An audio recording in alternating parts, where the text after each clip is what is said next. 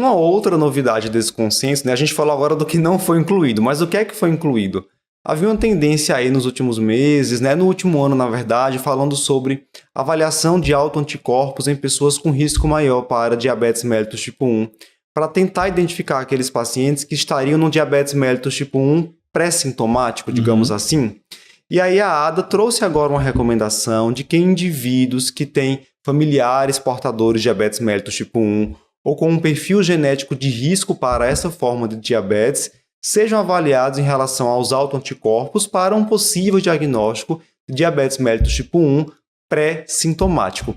No guideline anterior, ele já falava um pouco sobre isso no texto, falando até um pouco sobre o benefício do diagnóstico precoce desses pacientes para tentar, por exemplo, evitar uma cetoacidose diabética, já começar um processo de educação em diabetes, mas ele não chegava a trazer uma recomendação sobre esse rastreio como trouxe agora.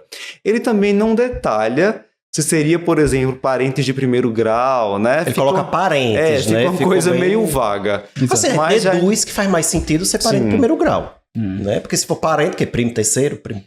faz sentido. A gente tem já aqui no podcast um capítulo só sobre isso, né? Um episódio só sobre isso, inclusive falando sobre algumas entidades aí que estão recomendando rastreio universal para DM1, né? Porque não tem essa característica familiar, não é tão marcante no DM1 como é no DM2, embora a gente às vezes ache que seja.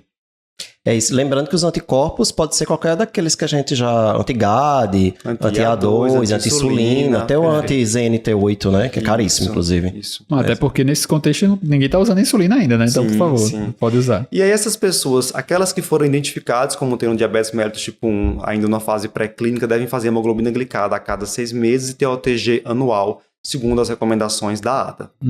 Bem, passamos agora para um próximo ponto do consenso sobre